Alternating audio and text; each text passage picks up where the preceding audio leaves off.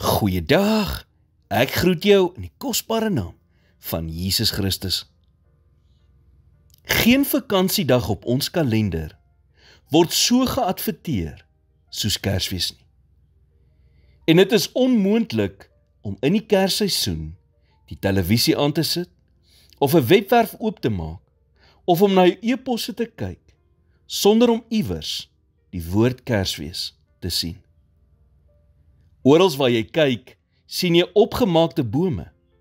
Jy sien ooms met rooi pakke aan en wit baarde. Jy kan eenvoudig net nie mis hoe die wêreld Kersfees vier nie. Maar dit waaroor Kersfees werklik gaan, kan jy baie maklik mis. Want jy sien net soos die herders wat daardie eerste Kersfees weggegaan het, om almal te vertel wat hulle ontmoet het, wat gebeur het, is daar so baie mense wat nog nie Jesus ontmoet het nie.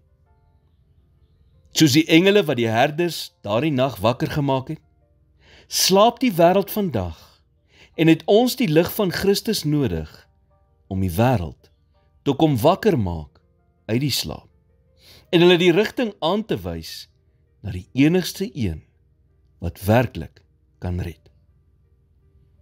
Nou, ongeag van die feit dat Jesus nie op die 25ste Desember gebore is nie, wat beteken die geskenk van Christus vir jou? Kolossense 3 vers 23 sê, en wat julle ook al doen, doen dit van harte soos vir die Here en nie vir mense nie. As Jesus se geboorte vir ons so belangrik is, soos wat ons sê dit is, sal 'n mens dit ook kan sien in ons gretigheid om hom te verkondig.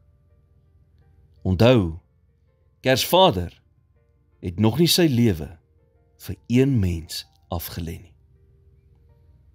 Hemelse Vader, help my om nooit te vergeet watter groot geskenk U vir ons gegee het nie. 'n Geskenk so groot dat die wêreld na dit nooit weer dieselfde was nie. Dankie vir U getrouheid, genade en liefde in ons lewens. In Jesus naam bid ek dit. Amen.